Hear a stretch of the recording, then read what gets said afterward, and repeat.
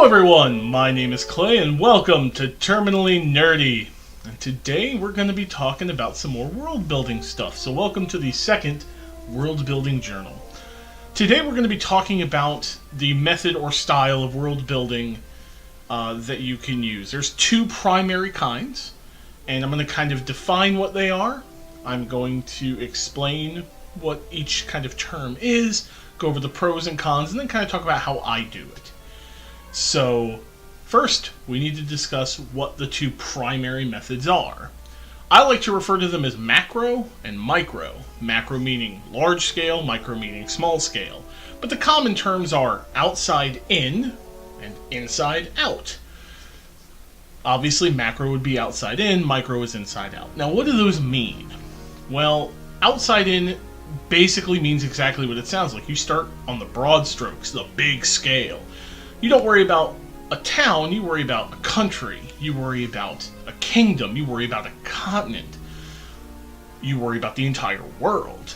When you're doing macro style world building or outside in, you'll start generally with the entire world. So, for example, if you were doing Faerun, you would start with the entire continent. And you would broadly say, okay, over here, we're going to put a desert, and over here there's a huge forest, and there's a huge lake down over here. You might go and say this area is the entire country of Thay. This area over here is called the Sword Coast, and you would do broad strokes.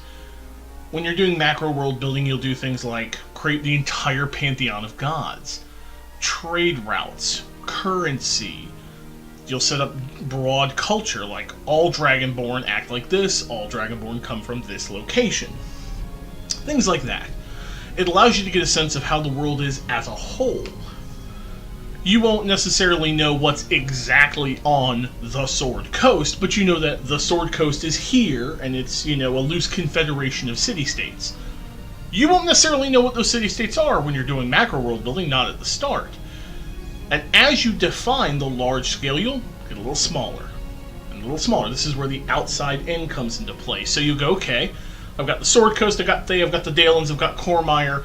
What is in those? And you'll again go broad. So in the Sword Coast, there's going to be, 12 city-states or something. And they're a loose confederation. They're not interacted. Or over in Thay, you'll say it's a magocracy. You'll again, big picture, and you slowly get smaller.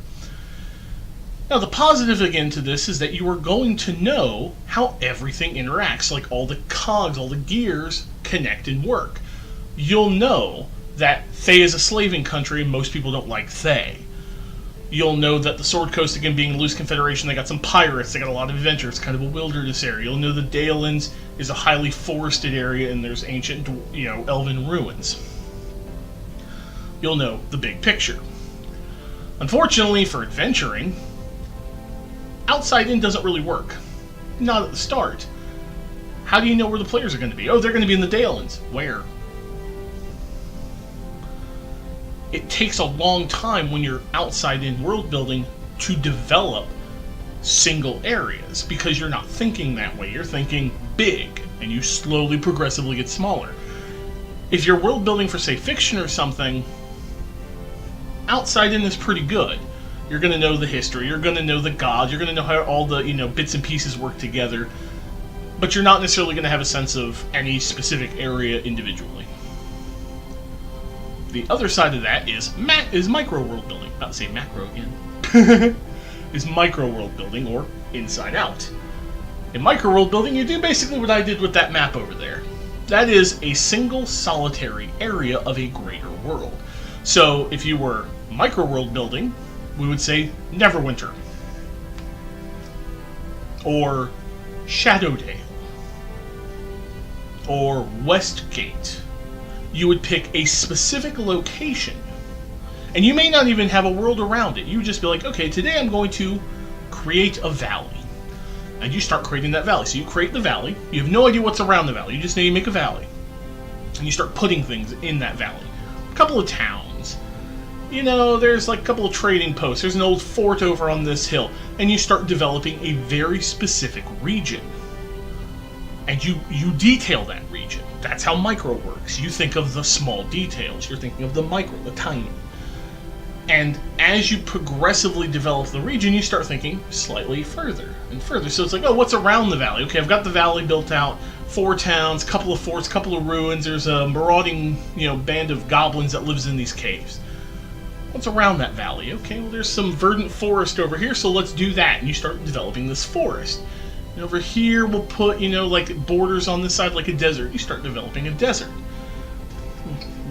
If you're developing an adventure, an area for a group of players to rampage through, you are probably going to want Inside Out.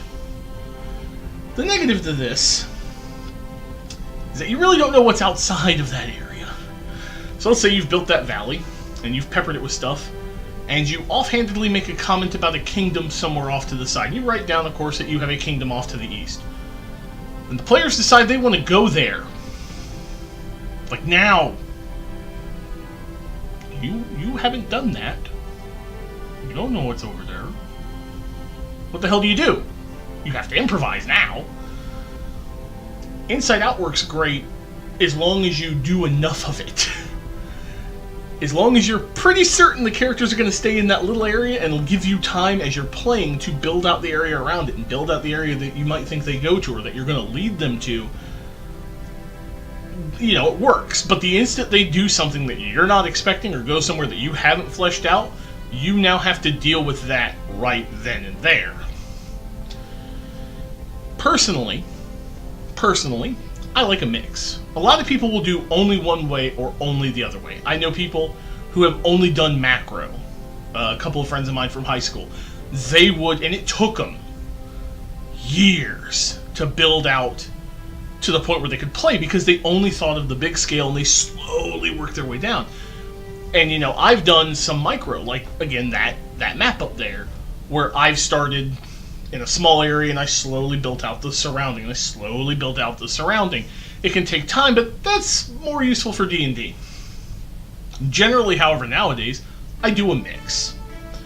So what I'll do, for example, with Aetherin, is what I did was I started broad strokes. I said, okay, let's think of how the world functions as a whole. It's floating islands, there's a pantheon of gods. I wrote out all the gods. Here are all the races. I decided all the races. I decided the large kingdoms, maybe 1 or 2 landmarks in those kingdoms, like their capitals. I created a couple of antagonists in what I call the Grins. And I generally created a large-scale world, but I don't have any sense of anything inside of them. Like, I know one of the islands where the orcs live is a huge desert.